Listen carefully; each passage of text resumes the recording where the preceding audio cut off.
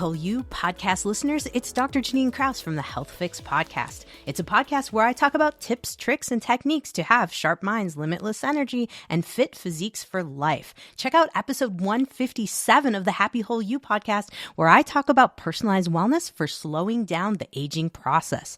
You're listening to the Happy Hole U podcast. Let's introduce you to Dr. Anna Marie Frank. Hey guys, Dr. Anna Marie here. Thank you for joining us on the Happy Hole U podcast. Today, we're really excited to bring a guest in and talk with us today.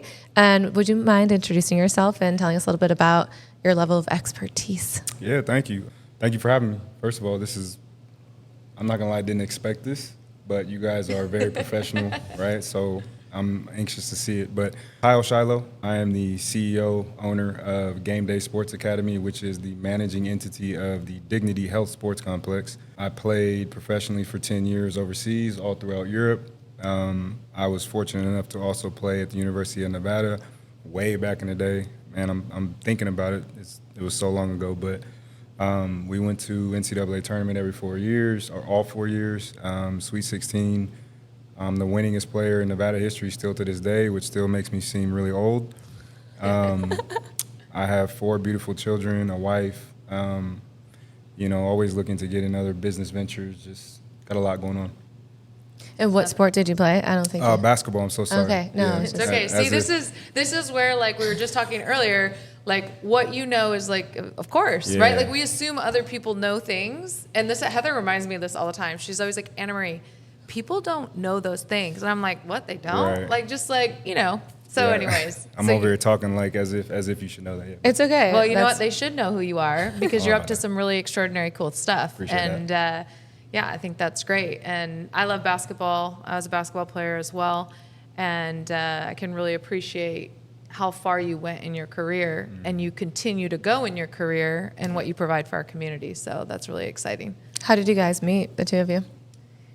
Well, I started volunteering at GSA. My kids started playing, and that's pretty much how we met. Yeah, you stand out like a sore thumb because you actually know what you're doing. You know what I mean? Like it takes 2 seconds to see you, and you actually know how to teach the game. So I think that's how we connected. And then Janita obviously tried to connect us on a more professional route with everything that you do for athletes and just in general. So that's how it happened. Yeah, just organic. Mm-hmm. Yeah. That's awesome. It's a great facility there too. Yeah, so many kids like in our community go, and I mean, yeah, it's amazing. Like my son plays volleyball, and there's no other volleyball options in our community, and we live in California, so I mean, men's volleyball it's a sport here, but in Kern County, it wasn't until GSA came in and started a program, and organically, the boys program is starting to grow, and it's pretty cool. Yeah, I wasn't too fond of it in the beginning because I didn't know about it. And then Janita obviously telling me how much that portion of the sport is growing. And I think it's going into high school now. Yeah. Right? Actually, I just talked to a private school, and they just started a boys volleyball team. And I actually told them to reach out so they could join in some of the tournaments. Yeah, just like everything. I mean, you look at women's basketball and where that's came in the last 2 years. Yeah. If you were watching the NCAA championship games, it's crazy. They're getting more viewership than the men's now. Mm-hmm. And, I mean, that's just another thing that you kind of got to adjust with the times. And on the business side, you definitely have to make it available to that demographic so that, you know what I mean? Yeah. So you got to get ahead of that. So I'm glad that we are. Yeah, totally. What brought you to Bakersfield? Born and raised. Really? Yeah, born and raised. My parents were teachers for 40 years. So, and they were also coaches for 30 years. So I got pictures of me sitting under my mother's chair during a game, and I'm, messing around in the gym 24/7. So I grew up in the gym, grew up in a classroom education household. How old were you when you started playing basketball? 5 or 6. Yeah. A lot like the kids that's in GSA right now, pretty much. And what made you stick with basketball? What was it about basketball particularly? Like I said, it's in my family. It's really in my blood. It's been something that has really changed my life in a lot of ways since I picked up a ball. I think the attention that it brings, I think a kid falls in love with that, but also the potential that it has to change your life and the direction that it can bring you. You know, in my sense, I knew that basketball could take me around the world and introduce me to all these different people and different opportunities. From a young age, I knew that just because of my surroundings, and I think the people that my family was able to connect to, like J.R. Henderson, who's still overseas right now. You know, he's been over there forever, got a national championship with UCLA. I could name a ton of different guys, but that's just one example of me seeing that person and then saying like, oh, that's where basketball could take me. And then that caught my interest. Yeah, I think anytime, I mean, sport is such a amazing tool to expose you to so many things. I know when we took a bunch of kids to the SoFi Stadium. Recently, yeah. I hadn't even been there. I mean, I'm a grown woman, and I went in there, and I was like, this is amazing. It's crazy. Like, it was so cool to just experience that, and that's what sport provides, is just different opportunities, amazing relationships, and mindset, which we're going to dive into here. It's so important when it comes to sports. So did you have something else? I was just curious because you had said that it really changed, basketball particularly really changed your life, and it taught you about yourself, taught you things about yourself that maybe you wouldn't have had the opportunity to learn. And so I was just curious to know, like, what were some of the things that you said it gave you an opportunity to travel the world and to experience things and meet people. What are some of the other things that it taught you? I mean, speaking on mindset, it's hard to be a high-level athlete. I mean, I laugh because everyone talks about it.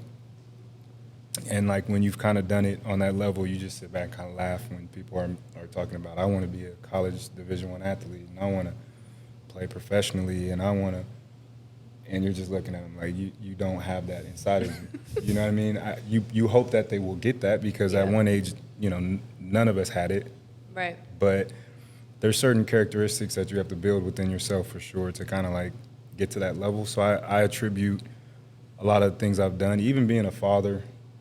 I mean, you guys have kids. I know you have kids. I don't know if you. I don't have kids, but It's like it's the hardest thing that you'll ever do, right? And then you balance that on top of being a husband, or being a wife, or whatever, marriage, relationships, whatever. Yeah. And then you go into your work scenario, and then you go into your social life, and then you go into personal development, and there's all these things that you have to kind of balance along with, you know, the primary thing. So I think being an athlete, a high-level athlete, professional, you know, to be specific, really helped me develop habits, discipline, things that can just help me stand out when I'm walking into a room where I'm trying to present myself or whatever it may be. Yeah. It's that discipline and it's that habit building, right? Because it's a great athlete it's those habits that they're building on top of each other consistently over a period of time. And that, if you play with that in your everyday life, with your finances, with building relationships, with your own fitness, continuing it after practice, you don't have to be at practice anymore. After there's no more games, I mean, there's an aspect. We ain't gonna talk about that one. Yeah, Man. There's an aspect of your own health. And so I think that is one of the best things that I know from sports is those habits and that consistency and being disciplined is helped me so much as well in my adult life. Me and my wife were just talking about that. It is hard, man. You go from like being told what to do, right? And that's kind of like an important part of it because if you have that option, you're just not going to do it half the time.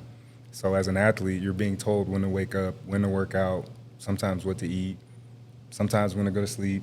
You're given a strict schedule, and then all of a sudden you retire, and it's like you have that option just to reach for and say, like, I ain't going to do it today as an adult.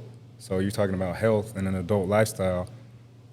Now you're in a whole nother boat where you have to figure out, like, all right, where's my motivation? And it's like staying alive, for one, right? And it's like living as long as you can to be here for your children and stuff like that. But the option of not having to do it is crazy.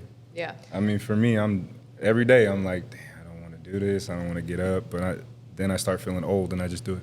Well, and even like that shift, right? So I know a lot of people that have played on a collegiate level, played professionally, just a lot of different athletes. And I found it's like really interesting to see what people do when they transition out of that role and Yeah. start transitioning into just everyday average life, and like, how do you show up in society as a person that still had all that amazing, wonderful experience and like move forward and find that determination. And just, even just as we get older, I mean, yeah, where does that motivation come from? And how has that affected your mindset? I think it's funny. I don't tell a story a lot. I used to, not anymore. But when I was playing, that's when I started getting into business. Like probably 2009. I think I started playing professionally 2008, 2007, 2008. And I would be overseas. We'd be on a bus going to our game, coming from our game, whatever. I'd be on the phone talking to parents, kids, maybe some trainers that I would have back home or whatever it was. I'd be on the bus doing this, and my teammates would be looking at me crazy like, man, what are you doing? Because they're partying, they're maybe sad because we lost, maybe happy because whatever, planning what they're going to do that night and go out, club, whatever, and I'm on the phone or on the computer. And that was kind of me consistently, and they would look at me crazy. And now I retire, and they're reaching out to me like, now I understand what you were doing. And most of those guys are struggling. Like, they're trying to figure out what to do next, still at like 30-something years old. And I think that's the benefit of, starting early, trying to figure it out at an early age. Me as a parent, trying to like push that onto my kids, not force it, but encourage them to figure out what you want to do at an early stage in your life so that you can have more time to make mistakes and figure it out and, develop the personal characteristics that you need. So you were relationship building. Is that when you were on the phone? And just No. to clarify, like, why? Can you speak more to that? Yeah, so I started my actual business. It started as a basketball academy, and just training kids. So I would be in a contract overseas, and then I would come home and I would train, run camps, whatever, during the summer, like June, July, August, and then I would go back overseas, sign another contract. That's how it started. And then it went to me having like a full-time staff while I was gone. Wow. So then I'm kind of managing that and then playing at the same time. And it just kind of grew over time. So I was doing both while I was playing. So you didn't have a huge transition. When you transitioned out of playing professionally, you already had something lined up for yourself. Oh, it was still huge. Huge. Yeah. So I imagine it would be more huge if I didn't have that, but it was still huge because, there was nothing easier than waking up every morning having to practice. So I would wake up in the morning, go to practice, come back, take a nap, wake up, go to practice again in the evening. Maybe I would, go see a tourism site or something like that in the country I'm in. After that, I would come home and just have a ton of downtime, and I'm getting paid to do that. So that's the easiest money I ever made in my life. And then, not easy, but still the easiest. And now you come to real life, you got bills, kids, business. It's like the States is so fast. Like, it's always something going on. When you're over there, it's very laid back. They shut down businesses at like 8. Yeah. Like, everything's closed at like 8 in most of the countries you'll go to. So that was still a huge transition, but I would imagine if I didn't have that, it would have been a lot harder. Well, you went from being an employee Pretty much. to a business owner. Right. And Pretty that's, that's why it can be challenging and feeling like Yeah. so much. So a lot of people, they don't I don't think they connect and realize that whoever they're working for is up to something pretty extraordinary and is doing a lot of stuff. They don't know.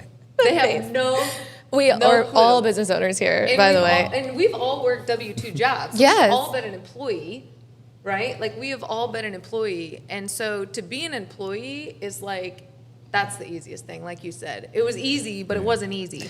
But the Right? fulfillment, I think there's that there's also that. Like, okay, yeah, can I show up every day and have a routine and go to work, do my thing, go home, and have downtime and all the things? Yeah, you don't have to worry about Yeah, all other it's things. like this, like clockwork, And at the end of the day, like, what is there to life? For me, like, when I look at that, I look Yeah. at purpose, I look at meaning, I look at what does my contribution look like? Right. And what was your motivation to doing what you did and starting the business? Can you tell us a little bit about the business and what you Well, do? First of all, I tell my daughters this all the time. Hard is hard. Pick Hard your is hard. heart. Pick your heart. Yeah. You've heard it a million times. Pick your heart. Having a 9-to-5 is hard. Being a business owner is hard. Being a husband is hard. Being single is hard. For people that don't want to do that, or I don't know, you could go into 99 different scenarios and it's Yeah. all hard. So that's the way I look at it. First of all, And then second, my parents were both entrepreneurs along with being teachers. So my mom came off a farm. Like she was Hustle. born and raised on a farm. She probably gonna laugh if she hear me say that. It was a farm though. It was What type definitely a of farm? What was it? My grandfather was a farmer, right? So it was out in Wasco, I think. Okay. I can't remember. I see myself on the farm a lot because my grandmother used to watch me, but I hated being on it. It was horrible. But yeah, she comes from that. And then, my father got kicked out the house when he was like 16 years old. So they both had to figure that out. They, got their degrees. And then they also opened up like a diaper business back in the day. You remember they had the cloth? Oh, yeah. It's gross, Yeah. right? I mean, It's nasty. cost efficient. It's gross, though, but imagine that, though. There's a need, Yeah. there's a will, there's a way. And know what I mean? finding, shitty business right there. Man, but you know what I mean? But that just shows you right there that Resourceful. for me, it tells me Yeah. that. And then they were the first ones in Bakersfield to open up group homes. Wow. So I think they had like 3 that they opened up. That's a big deal. But they were That's the like first never ones. ending. 24-hour group Yeah. home. Yeah. Yeah. And that was kind of the thing. So like runaways and just they were detached from us for a moment there. So they really had to like stop doing that. But I mean, they got other stuff they've done too, and they taught. Wow. Yeah. What is that? So that's like a 9 to 3 scenario or whatever it was. So you didn't even And they know the coached. difference. Like you were immersed in this, like all stimulated by so many Environment. different, your Like, how are environment. you going to just do one thing? Yeah. Yeah. Yeah, I've been like that since. That's all I've ever known. So Yeah. Yeah. That's interesting. But I can relate to that story a lot, actually. So when it comes to like your mindset in business, what are like a couple like really, I don't know, do you have any like big aha moments when you realized, I need to shift this or I need to change that? Or, I mean, have you had any of those moments? I would say once you understand the benefit of or not the benefit, but the importance of your schedule within a day. Like I said, you have that as an athlete, but as an entrepreneur, you have to understand like when to turn it on, when to turn it off, when to or how to, kind of, because you can burn yourself out, and then you're no use to anybody. Yeah. So for me, if I'm fresh, I feel like I can do anything. But if I'm tired and drained, like I don't even want to touch a piece of paper or a computer or a phone. You know what I mean? So, and then, again, having 4 kids and, my beautiful wife, you got to learn how to balance that. So usually when I can balance that, I do pretty well in getting the things done that I need to get done and staying motivated to like, push and go on to the next thing or deal with all the crap that I have to deal with on a daily basis, What does a good day look like for you? A good day starts with me in prayer. I ain't gonna lie to you. Like, if I don't do that, my day's all out of whack from the beginning, though. Like, from the moment my son, he's always the first one to wake up. He's asking me for something, right? If I'm there. From that moment, if I don't wake up and just pray and meditate, my day sucks. So, like, that's the first thing. I say the second thing is... Snaps. Yeah, it's I mean, huge. It makes a big difference. Yeah, like I mean- setting that Intention, intention for the yeah, day. Yeah. totally. Yeah, and I think that's another thing that has really changed my life a little bit a lot of it is that I put that first and then I go into my business day. Like even I have like staff calls at 8 a.m., I'll do that first. We'll start with prayer and then we'll go into our day. So as long as I do that first, I'm usually good. And then like I said, at 8 a.m. I get into like my staff calls and then I start dealing with all the adversity and the stuff that comes my way. That's a good day. That part's good. As long as it starts like that, Yeah. it usually goes okay. Okay, yeah. I can Yeah. So any good day just always is going to contain either prayer or meditation, basically. Oh, for sure. And if I Yeah. get to do it with my wife, it's even better, Even honestly. better. Because, you got to stay connected with your partner, and that helps you be a better father, and so on and so on. So, Is she from Bakersfield? no, she's from Reno, where I went to school. Okay. Where'd you go to school? University of Nevada, Reno. Okay.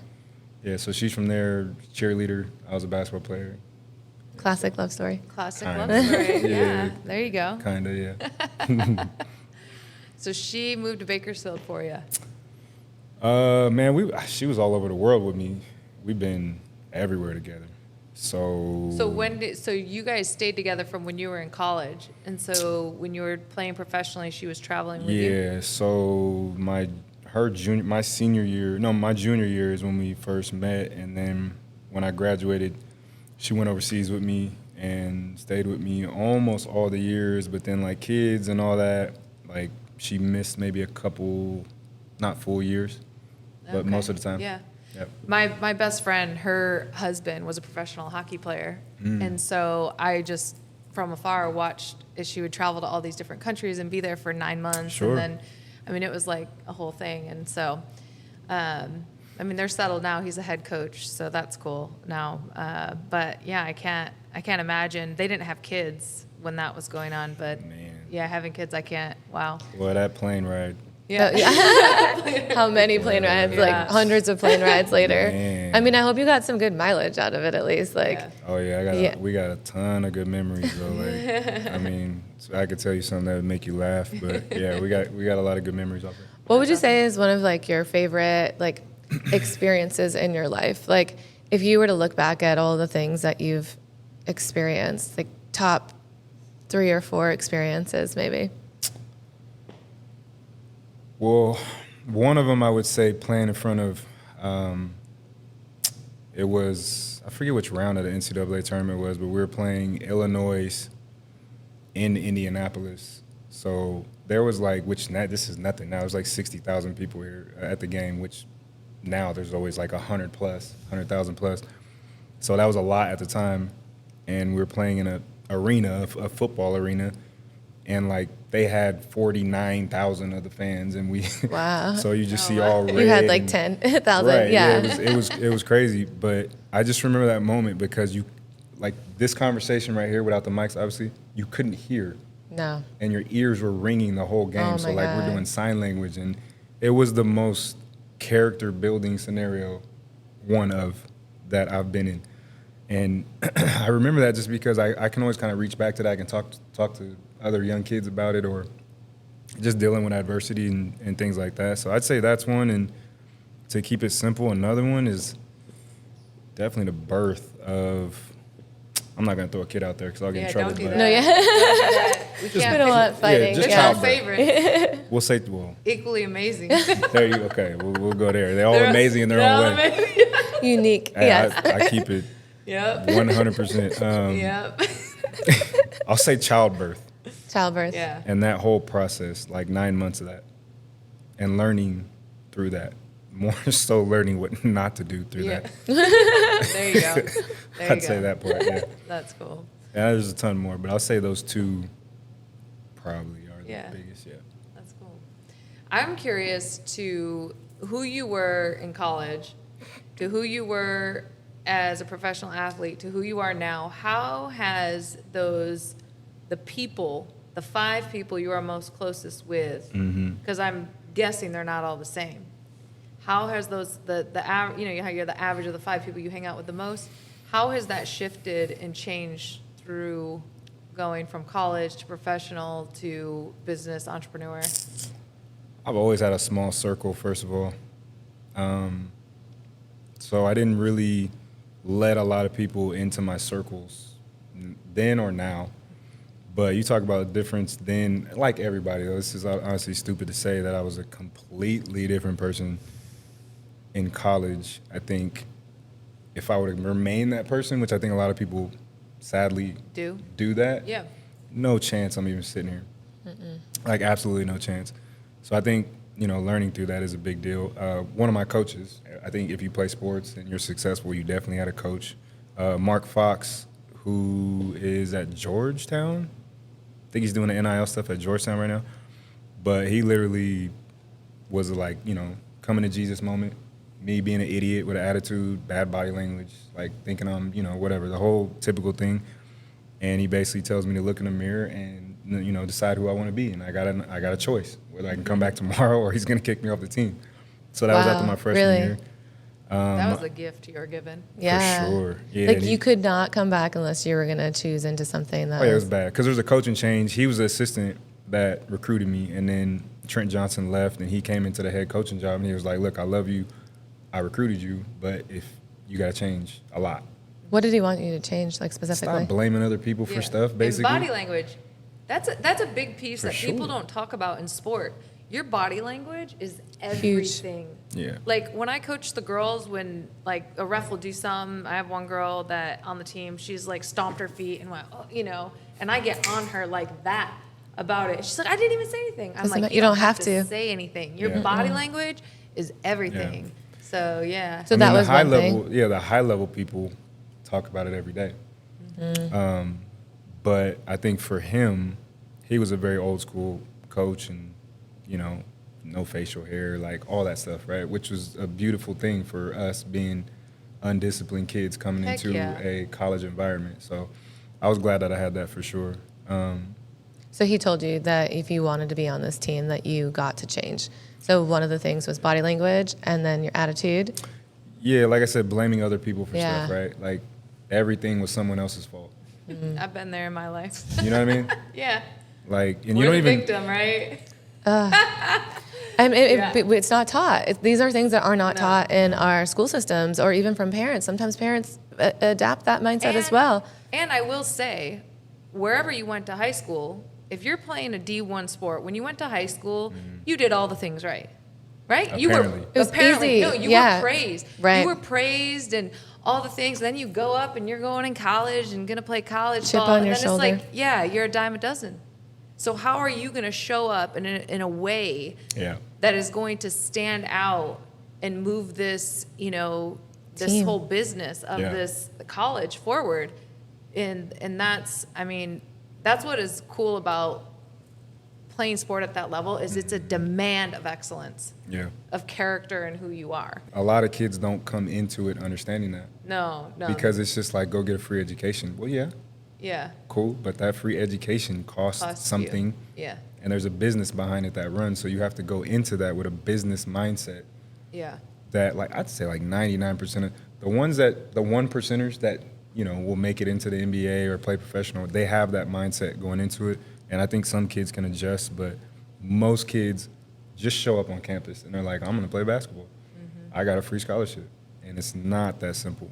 Even going to college, I feel like it's not even about getting the degree necessarily. I feel like it's about, for me, the learning that I got from it was, who am I? How do I show up? How do I make friends? Like, how do I discipline myself? How do I make sure that I get the grades that I'm looking to get so that I set myself up for my future? And nobody's there telling me what to do. I mean, that part for me, people say all the time, like, oh, college is overpriced. Like, oh, you're going to spend that kind of money and go into debt. I don't think it's about the debt. I don't think it's about any of that.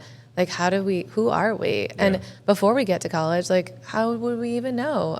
I mean, living with our parents and having somebody over us every day, like having a coach that's guiding people that play sports in college. I feel like that is also even a huge blessing, to be able to have somebody that is checking up, like on your well-being, making sure you're showing up, like making sure you're showing up for study hall. Literally. Class. Yeah. Keeping your grades. Literally sitting there outside the door. Yeah. I can see it right now. Yeah, totally. Waiting for me to come in. I was good though. Wasn't bad. Yeah. So you're 5 people. You have a small circle. You needed to change in college, and then going on to professional. So you obviously changed your freshman year. Yeah. For sure, like big time, but still a ton more. Yeah. Over the next 3 years. Yeah. In college. I'd say going from college to, so parents and coach for sure in college was a huge one. Had some teammates that, honestly, we were all idiots, so I won't even go that route. I love them, and they're great people now. We've all done very well, all of us, in that class. But even that, though, is like beautiful. The dynamic of the people that I tell people this all the time. It's my business, and whether they're debating whether they should go to college or not. And there's working with people in professional settings and at a collegiate level in a job environment. There's so much to be learned about, you know, who we are, what we need, how we show up, how do we adapt. And we're not going to be on a team with a bunch of people that are all like us. Like, that's the beauty. And how can you gain, like, what can you gain from that and, like, learn about ourselves and the people that we're with? my wife talks about this a lot because she was on a team, but I think the dynamic between, like, us and maybe the cheer team or dance team was there's a lot more adversity kind of thrown at you that you have to work through naturally, right? Like, do I like you, first of all? Do you get on my nerves? Can I be around you for more than 10 minutes? And then it's like they count on you, right? You count on each other in order to be successful, because if you make a mistake, then it affects my performance. And if my performance is affected, I can't eat after I get out of college. So that whole dynamic right there of a team scenario was massive. And then having that for, 10 years professionally, 4 years, so almost 20 years, right, of just that, just knowing just that. That's vulnerability too. Vulnerability, Oh, yeah. trust, like being able to trust from a cheer perspective. Somebody drops you, there's injuries, you get hurt, your career could be over. I mean, in a team environment on a collegiate level or a professional level, you're being vulnerable, you're trusting people, and all the personalities combined. So maybe it's just that I had it for a longer period than most people, because I think everybody has the opportunity, junior high, high school, most people are going to have that opportunity. So maybe it's just that I had it for a very long time, which contributed to mindset and everything else. Maybe that's what it was. Yeah. I don't know. So what type of people do you surround yourself with on a daily basis when it comes to mindset and business? It's hard, man. Especially with business, it's difficult. Other business like yourselves that can understand half of what I say, that's super important. But it's difficult. You can't let the wrong people in your circle. They give you bad energy. You know, you talk about where you want to go with your business. Of course, you can't do that, or that's not going to work. Got to stay away from that stuff. I just laugh when I say like a dream or something that I have and someone like poo-poos it, I'm like, yes, that is my affirmation that I'm up to something good, because it made you uncomfortable. Right. You know what I mean? Because, that's when you know you're up to something, because most people are going to project their fears onto you. And that's what I love about my relationship with Heather, and is like, we like lift each other up, and it's like, oh, what about this? What about that? And then it's not just like dreaming, like we put in action and make things happen. And I think that's the piece too. It's like integrity. Yeah. Do what you say you're going to do, right? Like that's the biggest piece. That's rare. It is rare, but it's not, it's rare, but it's not once you start finding those people. Mm-hmm. Like I find that the more integrity that I have as a business owner, as a wife, as a mother, more people with integrity keep showing up in my life. For sure. You know? Attract it. You're attracting it. Yeah. And I think too, like when we're around people, that my favorite thing in this stage of my life is when I meet people that encourage me to dream bigger. Yeah. Like when it's not just like, oh, this is the idea I have. It's like, okay, yeah, cool. Yeah. Like they don't even like, it doesn't even faze them. Yeah. They're just like, oh yeah, you're gonna make that happen. And I'm like, oh, okay, good. That's great. Thanks. I'm glad you believe in me. And I believe in me too. Yeah. And there's this feeling of like, what else is possible?